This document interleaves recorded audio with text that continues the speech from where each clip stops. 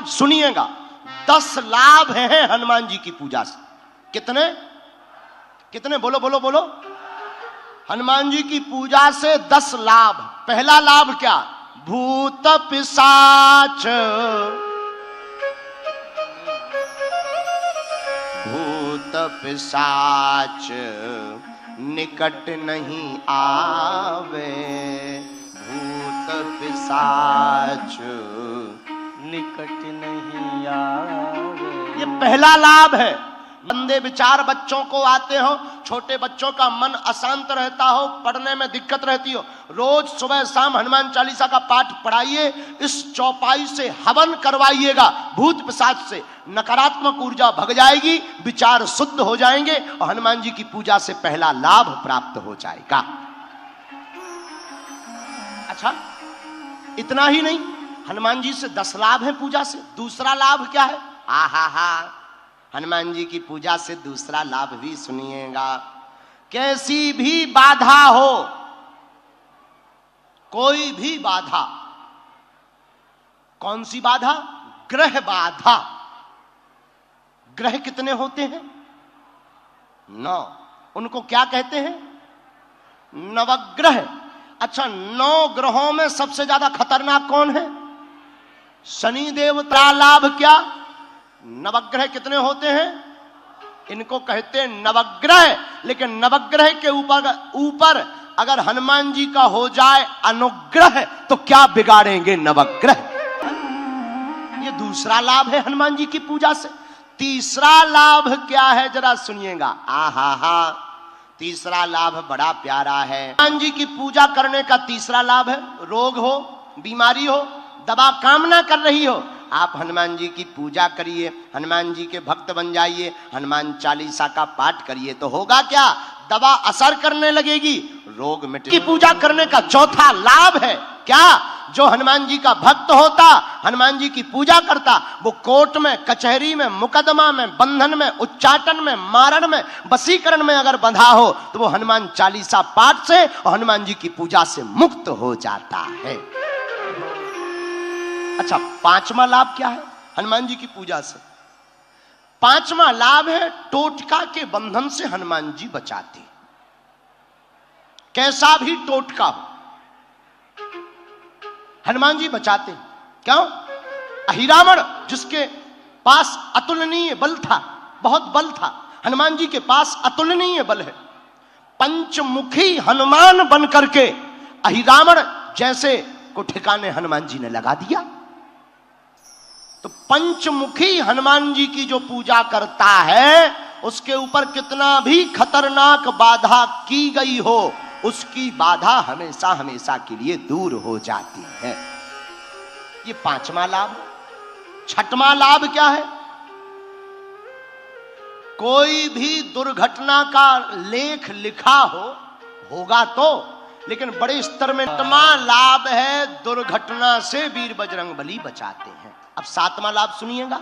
आहा, आपको किसी भी प्रकार से कर्ज हो गया हो, काम नहीं बन पा रहे हो, आज आप नोट कर लीजिएगा उपाय।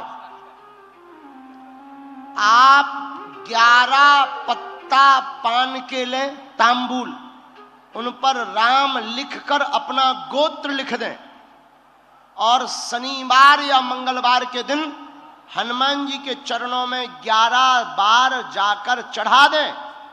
एक एक पान का पत्ता शाम को उठाते रहें। 11 बार चढ़ाने से 11 पान के पत्ते आप अपने पर्स में रख लीजिएगा। जहां जाएंगे काम फतेह करके आप आएंगे। ये हनुमान जी के भक्ति से 7वां उपाय लाभ है। 8वां लाभ क्या है हनुमान जी की भक्ति से? आहा, डिप्रेशन हो गया हो, स्ट्रेस हो गया हो, दिमाग बड़ा भड़भड़ाया रहता हो हमारे, आहा, 9वां लाभ कौन सा है हनुमान जी की भक्ति से?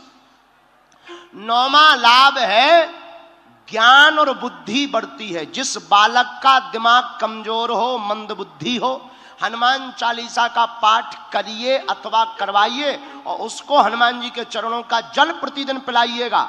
आहा, इस बालक को मंद बुद्धि हो, आयु से पीछे चल रहा हो, ब्रेन कमजोर हो, हनुमान जी ज्ञानी नामा गिरगण्यम बुद्धिमताम वरिष्ठम है। हनुमान चालीसा का पाठ करवा करके हनुमान जी के चरणों का जल पिलाइएगा, 9वां लाभ होगा, बुद्धि प्रबल होगी और आप सबल हो जाएंगे।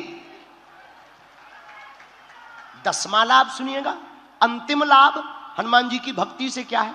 आहा, यश की प्राप्ति होती है और गुरु की कृपा होती है। और जिसका गुरु बलवान होता है, चेला पहलवान होता है। इसलिए गुरु बलवान होना चाहते को 10वां लाभ ये होता है, एक बढ़िया सा गुरु मिल जाता है। होता क्या, जी की पूजा करने का 10वां लाभ है कि एक अच्छे सदगुरु की प्राप्ति हो जाती और हनुमान जी ही गुरु रूप में प्राप्त हो जाते हैं। बोलो सीताराम, सीताराम, जोर से बोलो सीताराम। बस बन गो काम। आपने कहा सीताराम, सोई बन गया काम। अब तुम्हें बीमारियों में मिल जाएगा आराम। नहीं कर रही, हॉस्पिटल में भर्ती हैं, तो अगर कवन सुकाज कठिन जगमाही की चौपाई से कार्य सिद्ध नहीं हो रहा तो आप चौपाई हनुमान चालीसा की कर सकते हो। नासे रोग हरे सब जपत निरंतर हनुमत बीरा। इस चौपाई को 108 बार बोल करके, और उपाय वही करना है। मनोरथ पूर्ति के लिए सुपारी रखनी है, बीमारी के लिए जल रखना है, मनोकामना की पूर्ति के लिए सुपारी को लाल रोगी को पिलाना है, और सुपारी को अगर आप मनोरथ पूर्ति के लिए रखना चाहते हो तो पूजा मंदिर में रखना है, और 5 आहुति सन्यासी बाबा के नाम की देना है। तुम पाओगे कि 21 पेशी होते होते तुम्हारे जीवन में बिना पर्चा बने, बिना अर्जी लगे कृपा होने लगी है। इन दोनों चौपाइयों का उपयोग सन्यासी बाबा की प्रेरणा अनुसार जो हमें आदेश लगा, जो हमें उनकी भाव जो उनके प्रकट भय, वो हमने आप सबको बता दिए। बड़े प्रेम पूर्वक बैठो, जिनको हम बुलाएंगे उनको आना है, राम नाम का जप करना है, कम चर्चा करनी है, 1-2 मूल प्रश्न अपने पूछना है जो जरूरी है, मूल। बाकी सभी प्रश्नों पर तो मुश्किल है, क्योंकि आदमी की खोपड़ी है, 50 प्रश्न नए प्रकट हो जाते हैं। बोलो सीताराम। और किसी भी व्यक्ति को किसी भी प्रकार का शुल्क, फीस, दक्षिणा ना दें। दरबार में किसी भी प्रकार की राशि नहीं ली जाती। बागेश्वर धाम को किसी भी प्रकार की धन राशि की आवश्यकता नहीं है। ये बिल्कुल ध्यान से सुन ले। भारत का सनातन के लिए गौरव का दरबार है बागेश्वर बालाजी का दरबार, जहां अर्जी निःशुल्क है, जहां रुकना निःशुल्क है, जहां दिन में 12 बजे से 2 बजे तक, रात्रि 8 बजे से 10 बजे तक प्रतिदिन भंडारा भी निःशुल्क है।